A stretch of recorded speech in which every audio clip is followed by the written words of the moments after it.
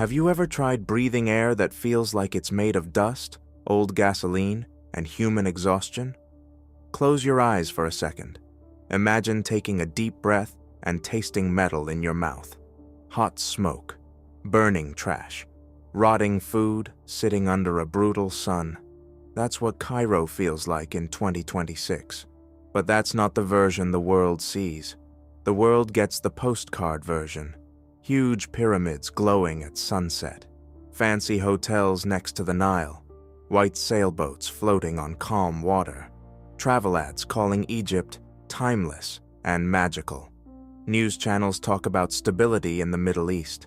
Politicians shake hands in front of cameras and call Egypt a key ally. Investment firms talk about growth, opportunity, and emerging markets. It sounds impressive, but it's mostly an illusion, because behind that beautiful image is a country that's exhausted, a country surviving on loans, foreign money, and the fear that Europe has of another migration crisis. Egypt today isn't a success story.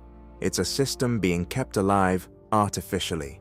Step outside the tourist zones and the picture changes fast. Cairo doesn't feel like a normal city anymore. It feels like a giant machine that never stops moving. More than 20 million people packed into endless concrete neighborhoods. The heat is overwhelming. Trees are disappearing. Green spaces are gone. Everything gets covered by highways, bridges, and gray buildings. The government keeps pouring concrete everywhere, like it's addicted to construction. Some highways run so close to apartment buildings that people can almost touch passing trucks from their balconies. And the noise never ends. Car horns, engines, people shouting, day and night. It sounds less like a city and more like millions of people trapped inside permanent stress. At the same time, prices keep rising faster than salaries. Families struggle to buy bread, medicine, and fuel. Inflation isn't just an economic word here. It's a daily fight to survive. And while regular people deal with all of this, the elite are building themselves a brand new capital city in the desert. A clean, modern city far away from the chaos. Two different Egypts now exist. One for generals, politicians, and wealthy businessmen living behind walls and security gates. And another for everyone else trying to survive inside overcrowded neighborhoods filled with heat, noise, and frustration. That's the real Egypt most people never see, because the fantasy sells better than the truth. The illusion starts falling apart when you realize something important. Egypt's government is no longer trying to fix the country. It's trying to escape from it.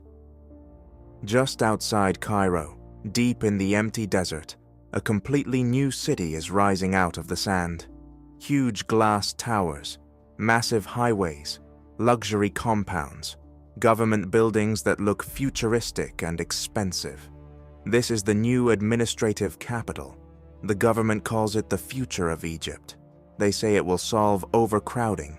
They say it will create jobs. They call it a symbol of progress and modernization. But when you really look at it, it feels like something else entirely. It feels like a lifeboat for the rich, while the rest of the ship sinks. Because nobody spends tens of billions of dollars building a city in the middle of nowhere, unless they're afraid of what's happening in the old one. And Egypt's leaders are very afraid. They still remember 2011. They remember millions of angry people filling Tahrir Square. They remember how close the system came to collapsing during the Arab Spring. That fear never disappeared. So now they're building distance. Distance from crowds, distance from poverty, distance from reality. The new capital doesn't feel like a normal city. It feels controlled. Wide, empty roads, endless security cameras, giant government compounds separated from regular people. Even the military headquarters there, called the Octagon, is larger than the Pentagon in the United States. That tells you everything. This isn't just urban planning, it's political survival. Meanwhile, the old Cairo keeps getting worse. Traffic becomes more insane every year. Entire neighborhoods feel like they're suffocating under heat, pollution, and overpopulation. Buildings look unfinished. Infrastructure breaks down constantly. Millions of people live packed together with almost no privacy and very little hope for the future. And that's where the country really starts splitting apart. Because modern Egypt now looks like two separate worlds living side by side. One world has gated communities, air conditioning, luxury malls, and private security. The other has rising food prices, overcrowded hospitals, broken schools, and neighborhoods where people struggle just to pay electricity bills. The gap between those two worlds keeps growing, and people notice it. They see politicians talking about billion-dollar skyscrapers, while regular families can barely afford meat or medicine. The most famous symbol of this new Egypt is the iconic tower, the tallest building in Africa, nearly 400 meters tall, standing in the desert like a giant statement of power. But to many Egyptians, it feels more like an insult, because all that money is being spent in a country drowning in debt, a country borrowing money just to keep basic systems running. That's why the new capital feels so strange. It's shiny, it's modern, it's expensive, but it doesn't feel alive. It feels like a protected bubble built by people who no longer trust the country they rule. And history usually gets dangerous when leaders become more focused on protecting themselves than fixing the problems around them. The easiest way to understand modern Egypt is to imagine one giant apartment building, a massive building that used to impress everyone. For decades, people looked at it and said, "Wow, look how strong it is. Look how much history it has. Look how long it's survived." From far away, it still looks huge and powerful, but inside, the building is falling apart. The pipes are leaking. The wiring barely works. The elevators break constantly. The walls are cracking. The water pressure is weak. The air inside feels heavy and hot. And instead of repairing the structure, the owners decided to repaint the outside. That's Egypt today, a country spending enormous amounts of energy trying to protect the image, while the foundation underneath keeps getting weaker. Everything you see, the giant skyscrapers, the luxury compounds, the new capital city, the military parades, the patriotic speeches, is basically fresh paint covering deep structural damage. Because Egypt's real problem is not just corruption, it's not just inflation, it's not just overpopulation. The real problem is that the entire system stopped functioning normally a long time ago. The country now survives by constantly delaying collapse instead of solving problems. That's why everything feels temporary. More loans, more construction, more announcements, more promises. The government keeps moving non-stop because slowing down would expose how unstable things really are. Imagine a person drowning in the ocean. Every new foreign loan is another quick breath of air. Every mega project is another desperate attempt to stay above water. But underneath, the body is already exhausted. That's exactly how Egypt's economy works now. The country borrows money to pay old debt. Then it borrows more money to cover the new debt. Then it borrows again to stabilize the currency. Again to import food. Again to keep basic systems alive. It becomes a cycle that never ends, like a giant national credit card that keeps getting maxed out over and over again. And while the government keeps borrowing, ordinary people become poorer every year. That's the part outsiders often miss. Economic collapse doesn't always look dramatic at first. Sometimes it looks slow. A family stops buying meat. A father works 2 jobs instead of 1. A student graduates but never finds work. A doctor leaves the country. A young couple delays marriage because they can't afford rent. Little by little, society starts losing energy. And once people stop believing their future will improve, the damage becomes psychological too. That's where Egypt is heading now. Millions of people still wake up every morning and go to work. The streets are still full, businesses still open, tourists still arrive. From the outside, life appears normal, but underneath, frustration keeps building because people feel trapped. They work harder but fall further behind. Prices rise faster than salaries. The currency loses value again and again. Meanwhile, the people at the top keep building luxury projects that feel completely disconnected from normal life. And that creates one of the most dangerous feelings any country can have. The feeling that the system only works for a small group of insiders. Once that feeling spreads, trust disappears. And trust is everything. Without trust, people stop believing in institutions. They stop believing in politics. They stop believing in the economy. Eventually, they stop believing in the future itself. That's why Egypt feels unstable, even when the streets look calm. Because stability built entirely on pressure, fear, and borrowed money is never truly stable. It's fragile, very fragile. And the government knows it. That's why security keeps increasing. More surveillance, more control, more military influence, more propaganda. The system behaves less like a confident country and more like a fortress protecting itself from its own population. And history shows something important. When governments become obsessed with controlling appearances, it usually means they're losing control of reality. That's the deeper diagnosis of Egypt. It's not simply a poor country struggling economically. It's a country trapped inside a survival mode that never ends. A system using short-term solutions to cover long-term collapse. Like a homeowner repainting walls while the entire building slowly sinks into the ground. From a distance, everything still looks impressive. But up close, you can hear the structure cracking. And those cracks are getting louder every year. Most countries have corruption. Most countries have inflation. Most countries have politicians making bad decisions. But Egypt reached a different stage entirely. The problems are no longer separate problems. They became the system itself. That's what makes the situation so dangerous. Because the real issue in Egypt today isn't that something is broken. It's that the entire machine now depends on staying broken. And once a country reaches that point, fixing anything becomes almost impossible without shaking the whole structure. Look at how Egypt functions today. The military is no longer just the military. It controls construction companies, factories, food production, gas stations, highways, hotels, real estate projects, supermarkets, and huge parts of the economy most people never even think about. In many ways, Egypt operates less like a free market and more like a giant corporation owned by generals. That changes everything, because normal economies need competition to survive. Businesses compete. Ideas compete.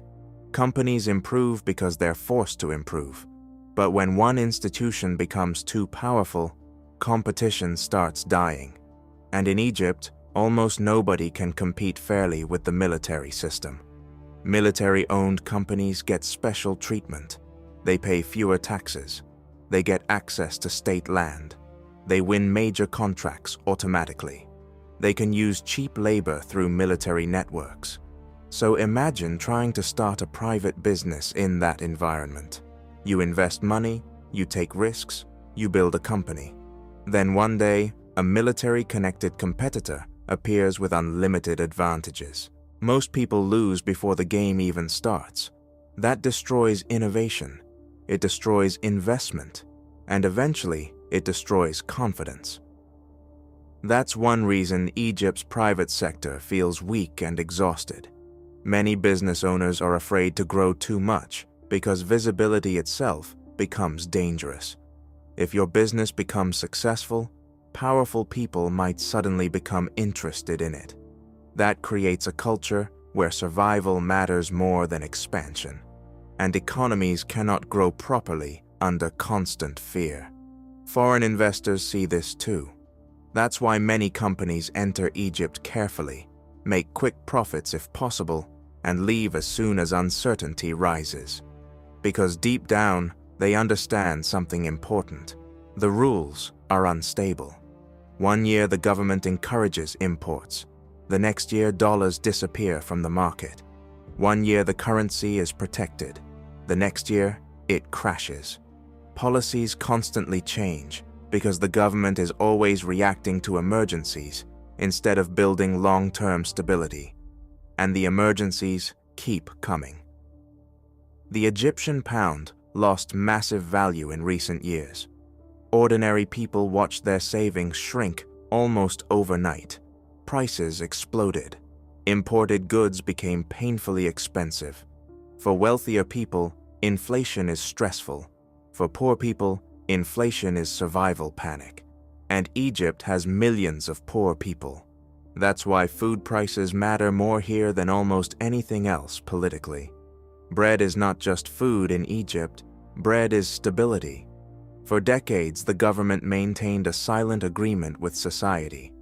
We may limit political freedom, but we'll keep basic survival affordable. Cheap bread, cheap fuel, basic subsidies.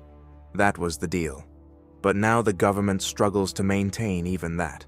Subsidies become harder to afford because debt keeps growing. And the debt situation is terrifying. Egypt borrowed enormous amounts of money during the last decade. Trains, highways, bridges, megaprojects, luxury developments, almost everything was financed through debt. At first, it looked impressive, modern, ambitious. But debt works like gravity. The larger it becomes, the harder everything gets. Now huge parts of Egypt's national budget go toward paying interest alone, not reducing the debt, just surviving it. Think about how insane that is. A country of more than 100 million people spending massive amounts of money just to stop the financial system from collapsing today. That leaves less money for schools, less for hospitals, less for salaries, less for infrastructure. People actually need. And because Egypt imports so much food, fuel, and industrial material, it constantly needs dollars. That's another huge weakness. The country depends heavily on outside money to function normally. Tourism, foreign investment, loans, Gulf money, IMF support. Without those flows, pressure builds immediately. And when global crises happen, like wars, inflation spikes, or economic slowdowns, Egypt gets hit extremely hard. We saw that recently. Investors pulled money out fast. Dollar shortages became severe. Containers piled up in ports because businesses couldn't afford imports. Factories slowed down. Some shut down entirely. Even basic supply chains started failing. That's when people realized how fragile the system really was. Because underneath the giant construction projects and political speeches, the economy had become dependent on constant external support, like a patient connected to life support machines, still alive, but unable to function independently. And while all this happens, the government keeps announcing more giant projects, more towers, more luxury compounds, more highways. It feels almost disconnected from reality. Millions struggle to buy groceries while billion-dollar developments rise from the desert. That disconnect creates anger, real anger, especially among young people. Egypt has one of the youngest populations in the region. Every year, millions of new workers enter the economy looking for jobs, apartments, and opportunities. But the economy cannot absorb them fast enough. So frustration grows. A university degree no longer guarantees anything. Many graduates end up driving delivery bikes, working temporary jobs, or sitting unemployed for years. Meanwhile, social media constantly shows them luxury lifestyles they will probably never reach. That psychological gap matters, because instability doesn't come only from poverty. It comes from comparison. People become dangerous when they feel excluded from the future. And Egypt is full of people who increasingly feel exactly that way. The government responds the only way it knows how: more control, more surveillance, more security forces, more patriotic messaging. But control cannot create economic opportunity, and fear cannot create long-term stability. History proves this over and over again. Systems built entirely on pressure eventually become brittle. They look strong right until the moment they suddenly crack. That's the stage Egypt seems to be approaching now. A country still functioning on the surface, still building, still growing in appearance. But underneath, key systems are weakening at the same time. The economy, the currency, public trust, social mobility, and belief in the future itself. And when all those things start breaking together, the danger becomes much bigger than a normal economic crisis. It becomes systemic failure, not one broken part, the entire engine overheating at once. Statistics can lie, governments can lie, TV channels can lie, but everyday life never lies. If you really want to understand what's happening in Egypt, don't listen to politicians. Don't read official reports. Just spend one normal day living like the average Egyptian. That's where the real collapse becomes visible. Start with the heat. Cairo in summer feels like a giant oven made of concrete, dust, and exhaust fumes. Temperatures climb above 100 degrees Fahrenheit. The air feels heavy, dirty, hard to breathe. Traffic never stops. Car horns never stop. Noise never stops. Millions of people move through the city every day, looking exhausted before the day even begins. And everywhere you look, the city feels overcrowded. Apartment buildings stacked tightly together. Tiny streets packed with people. Electrical wires hanging dangerously overhead. Red brick buildings left unfinished because families ran out of money years ago. From a distance, it almost looks like permanent construction. But most of these neighborhoods were never meant to stay unfinished forever. People simply couldn't afford to complete them. That tells you a lot about daily life in Egypt. Most families aren't planning for the future anymore. They're surviving month to month. Everything revolves around basic survival now. Food, rent, electricity, transportation, medicine. And every year, it gets harder. Inflation destroyed the buying power of ordinary people. Salaries stay low while prices constantly rise. Meat became a luxury for many families. Some people only buy it during holidays now. Others stopped buying it completely. Even basic groceries feel expensive. Cooking oil, rice, sugar, bread. Every trip to the market feels like prices changed again, overnight. That slowly breaks people mentally. Imagine working full-time and still feeling poorer every single month. Imagine watching your savings disappear because the currency keeps collapsing. Imagine trying to raise children while everything around you becomes more unstable. That pressure changes society. People become more anxious, more aggressive, more hopeless. You can actually feel it in Cairo's atmosphere. Everyone seems tense. Drivers scream at each other constantly. Crowds push through streets impatiently. Small arguments explode into shouting matches instantly because people are emotionally exhausted all the time. And then there's the younger generation. This might be the most dangerous part of the entire story. Egypt is an extremely young country. Millions of people are under 30. In a healthy economy, that would be an advantage. Young populations usually create growth, innovation, and energy. But in Egypt, many young people feel trapped before their lives even begin. A college degree no longer guarantees a career. Many graduates spend years unemployed or underpaid. Engineers drive Uber. Lawyers work delivery jobs. University diplomas lose value because the economy cannot create enough real opportunities. At the same time, traditional social expectations still exist. Young men are expected to marry, support families, and build stable lives. But how do you do that when apartments are too expensive and salaries barely cover food, so millions remain stuck living with parents far into adulthood. That creates massive frustration, economic frustration, social frustration, even emotional frustration. A whole generation feels delayed, blocked, and humiliated. And while they struggle, social media constantly shows them rich lifestyles they'll probably never experience. Luxury cars, beach resorts, private compounds, influencers partying inside the new capital. That comparison matters psychologically, because people can tolerate hardship longer when they believe things will improve. But once people believe the system has permanently locked them out, anger starts growing fast. That's why so many young Egyptians dream about leaving the country. Not fixing it, leaving it. Europe, Canada, the Gulf states, anywhere else. Migration became the national dream for millions.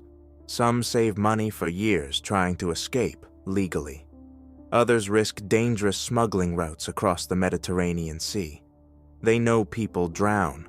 They've seen the videos and photos. But many still take the risk, because to them, staying feels worse. That tells you how deep the hopelessness has become. Meanwhile, public services continue collapsing under pressure. Schools are overcrowded beyond belief. Some classrooms hold 80 or even 100 students. Teachers are underpaid and exhausted. Education becomes memorization instead of learning because the system is overwhelmed. Hospitals feel even worse. Overcrowded waiting rooms, old equipment, medicine shortages, doctors leaving the country for better salaries abroad. Many Egyptians already assume that if they become seriously sick, they're mostly on their own. And housing conditions keep deteriorating too. Some of the poorest people literally live inside cemeteries in an area known as the City of the Dead. Families sleep beside tombs because it's one of the only places they can afford. Others build illegal shelters on rooftops across Cairo. Entire hidden communities exist above the city skyline without proper plumbing, electricity, or safety. That's how overcrowded Cairo became. The city pushes people anywhere it can. Cemeteries, rooftops, tiny apartments packed with multiple generations. Every available space becomes survival space. And despite all this pressure, the government keeps talking about mega projects and national greatness. That disconnect makes everyday life feel even more surreal. Because ordinary people look around and see a country falling apart around them, while TV channels show futuristic towers and billion-dollar developments. Two completely different realities. One shown on television, one lived every day. The middle class, the group that normally stabilizes societies, is disappearing too. That's another huge warning sign. In many countries, the middle class acts like a buffer between rich and poor. But in Egypt, inflation and economic pressure are crushing that buffer. Families that once lived comfortably now struggle with bills. Professionals sell jewelry to cover expenses. Parents pull children out of private schools. People downgrade every part of life just to survive. And when a middle class starts collapsing, social stability usually weakens with it. Because then, society splits into two extremes. People with money and protection, and everyone else. That's exactly what Egypt increasingly feels like now. A country where millions are running non-stop just to stay in place. Where survival itself became exhausting, where normal life slowly transforms into permanent stress. And the longer that pressure continues, the more dangerous the future becomes. Because no society can keep tens of millions of frustrated, exhausted people under constant pressure forever, without consequences eventually arriving. Whenever a country starts falling apart, people immediately ask the same question. Who's responsible? And usually the answers are simple. Some blame the president, some blame corruption, some blame the military, some blame foreign powers, some blame religion, some blame capitalism. But Egypt's situation is more complicated than that, because this didn't happen because of one bad leader or one bad decision. This happened because an entire system slowly evolved into something designed to protect itself instead of helping the country grow. And at the center of that system is one thing: power. Not power to improve people's lives, power to survive politically. For decades, Egypt has basically been controlled by the same structure: military leadership, security services, connected businessmen, and state institutions built around loyalty instead of competence. Presidents changed, slogans changed, governments changed, but the core structure stayed almost the same. The military became far more than a defense institution. It became an economic empire, a political machine, and a protected class all at once. That changed the entire country, because once the people with guns also control money, businesses, land, and major industries, accountability almost disappears. The system stops acting like a normal government. It starts acting like a closed club protecting itself. And the longer that continues, the harder reform becomes. Why? Because real reform threatens powerful people. Real reform means less control, less privilege, less easy money, less protection. So instead of solving deep problems, the system learned how to manage crises temporarily. Another loan, another mega project, another patriotic speech, another crackdown on criticism.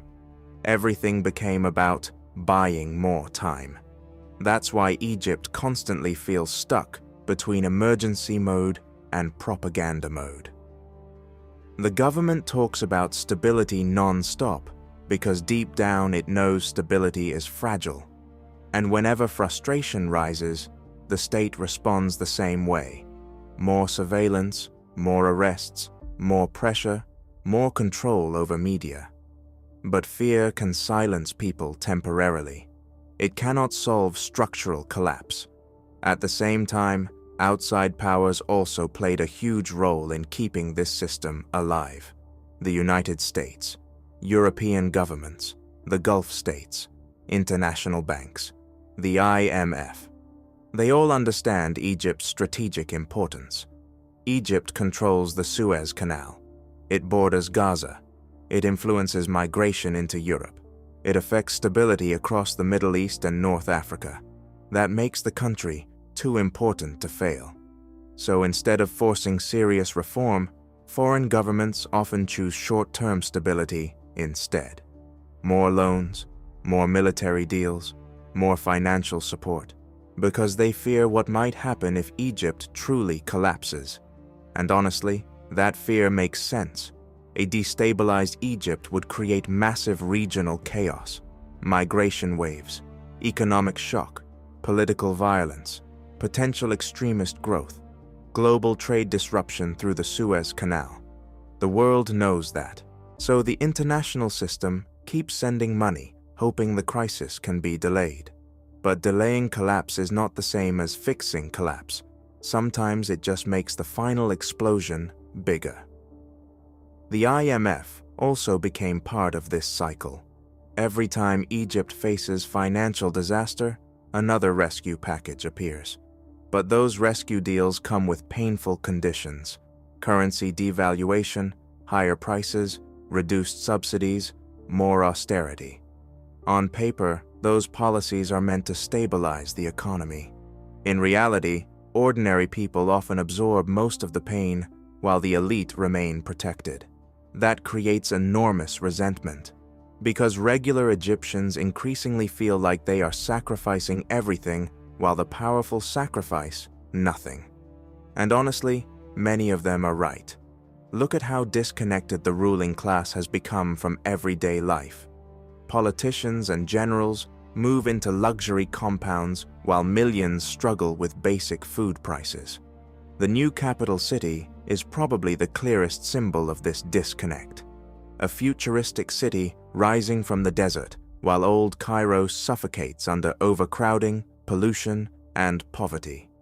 To the elite, it represents progress. To many ordinary people, it looks like abandonment, like the ruling class is physically separating itself from the country it governs. That perception matters, because once people stop believing their leaders share the same reality, trust collapses quickly. But responsibility also goes deeper than politics. Egypt developed a culture where personal connections often matter more than merit.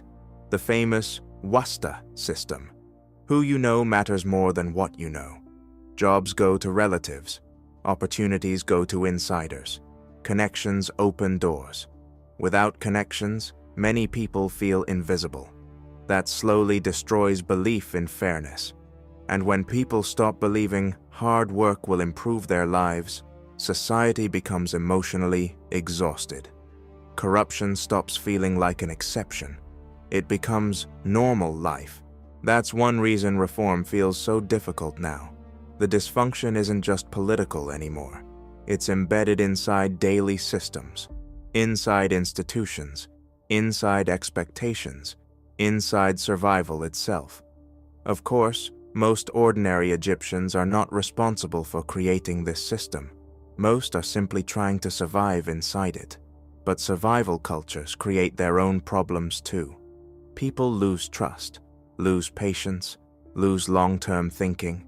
Everyone focuses only on immediate survival. And countries cannot build stable futures when almost everyone feels trapped in short-term desperation.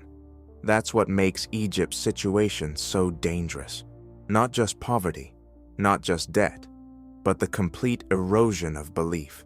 Belief in institutions, belief in fairness, belief in opportunity, belief that tomorrow will be better than today. Once a country starts losing that kind of belief, pressure builds everywhere at once. And history shows something important. Systems usually don't collapse because everyone suddenly becomes angry on the same day. They collapse because millions quietly stop believing the system works anymore. And Egypt feels dangerously close to that point now. A country where leaders still talk about greatness, while huge parts of the population feel abandoned, exhausted, and locked out of the future completely. Egypt's future probably won't collapse all at once. It won't look like a Hollywood movie where buildings explode overnight and governments disappear in a single day. What's coming is slower than that. And honestly, slower can be worse, because slow collapse exhausts people mentally before it destroys things physically. That's the direction Egypt seems to be heading now. A country slowly overheating under pressure from every possible side at the same time. The first major threat is water. Everything in Egypt depends on the Nile. Everything. Without that river, Egypt is mostly empty desert. No major rainfall. No alternative water systems large enough to support over 100 million people. The Nile is not just important to Egypt, it is Egypt. And now that lifeline is becoming unstable. Population growth keeps increasing demand, while available water per person keeps falling. Egypt is already far below international water security levels, and the situation is expected to get worse over the next decade. Much worse, because upstream, Ethiopia's massive Grand Renaissance Dam changed the balance completely. For years, Egypt acted like control over the Nile was guaranteed forever. Now it isn't. Every time Ethiopia stores more water behind the dam, Egypt feels pressure downstream. Less water reaches farms. Less water means lower agricultural production. Lower production means more food imports. And more imports mean more debt. Everything connects back to the same cycle. That's what makes the future so dangerous. None of Egypt's problems exist separately anymore. Debt connects to food, food connects to water, water connects to population growth, population growth connects to unemployment, unemployment connects to political instability. It all feeds into itself. And Egypt still hasn't reached peak population. That's the terrifying part. Millions of new people continue entering the system every few years. More children need schools, more workers need jobs, more families need housing, electricity, transportation, and food. But the economy already struggles to support the current population. Imagine trying to add passengers endlessly onto a ship that's already taking on water. At some point, mathematics wins. That's why many experts believe Egypt's future crisis won't come from one dramatic event. It'll come from accumulated pressure. A little more inflation, a little less water, a little more unemployment, a little more debt, a little more frustration, until eventually normal life becomes impossible for too many people at once.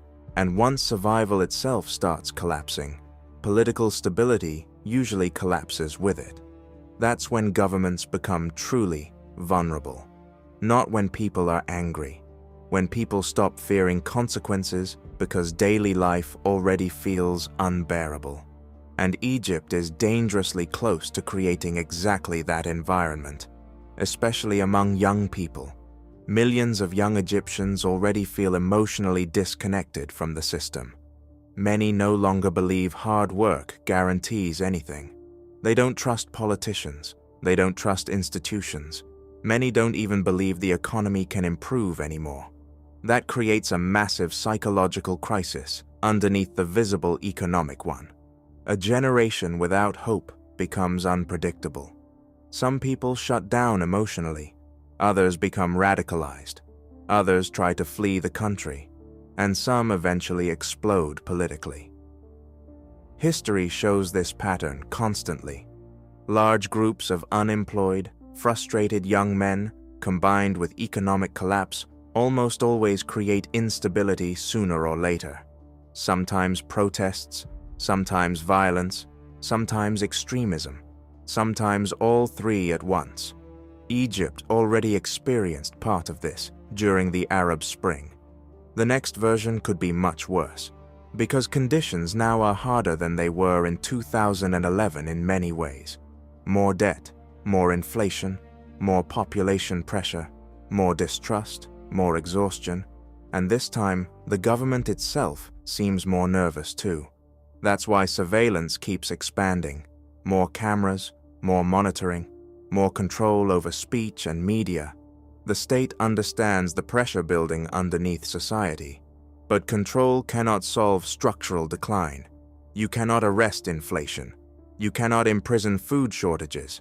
You cannot silence water scarcity. Eventually, physical reality becomes stronger than propaganda. And that's where another major danger appears: partial state failure. Not necessarily total collapse like a movie scenario. Something slower and uglier. Institutions functioning worse every year. Hospitals deteriorating. Education weakening.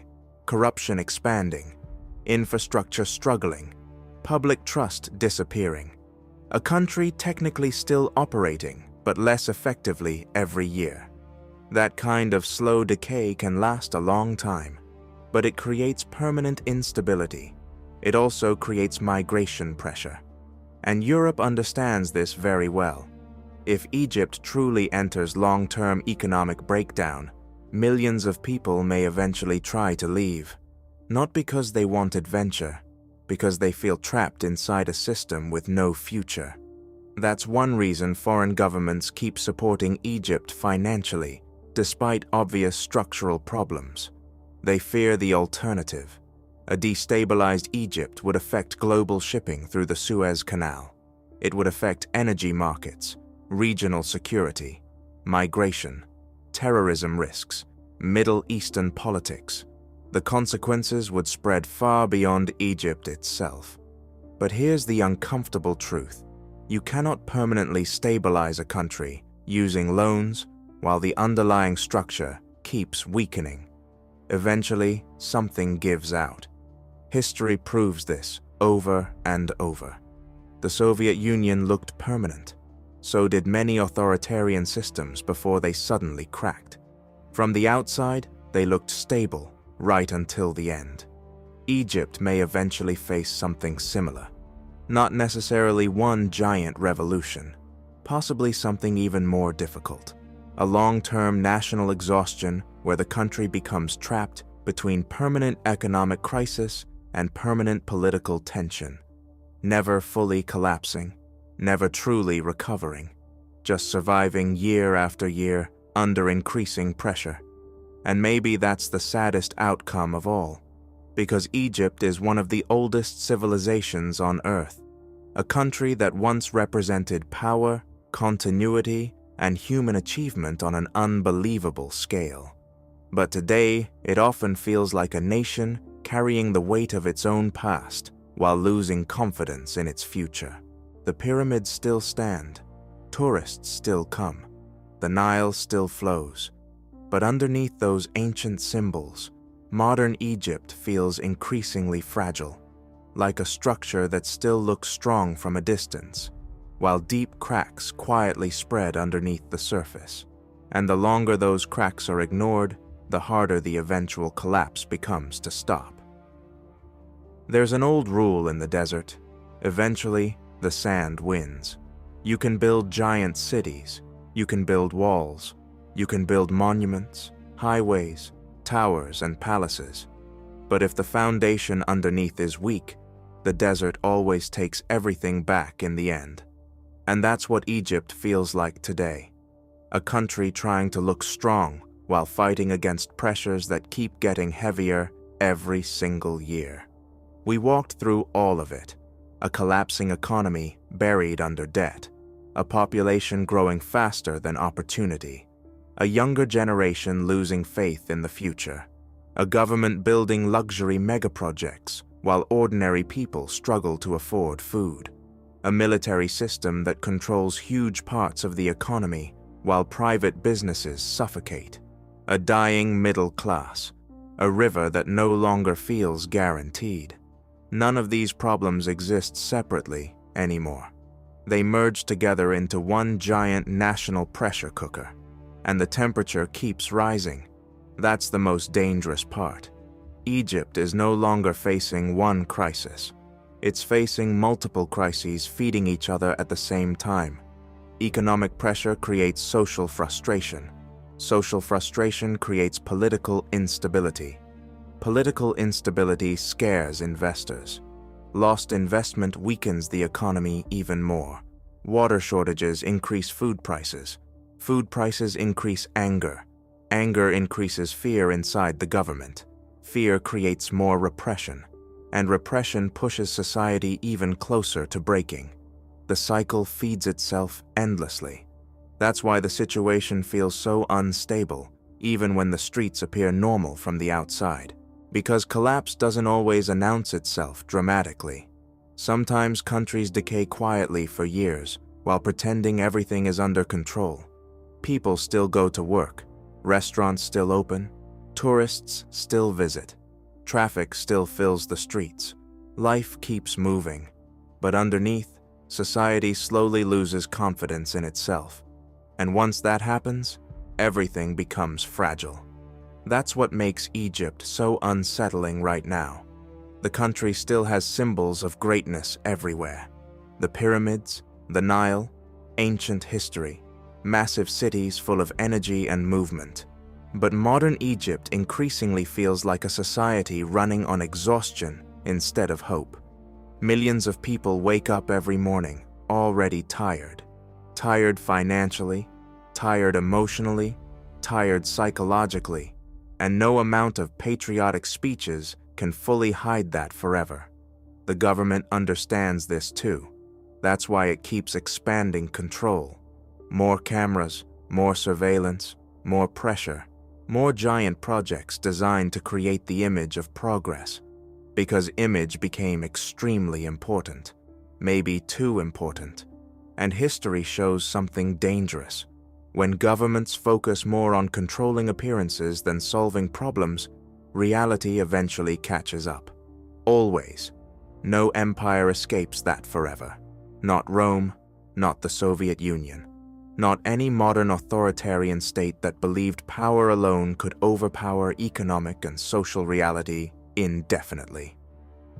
Egypt now risks entering that same historical trap.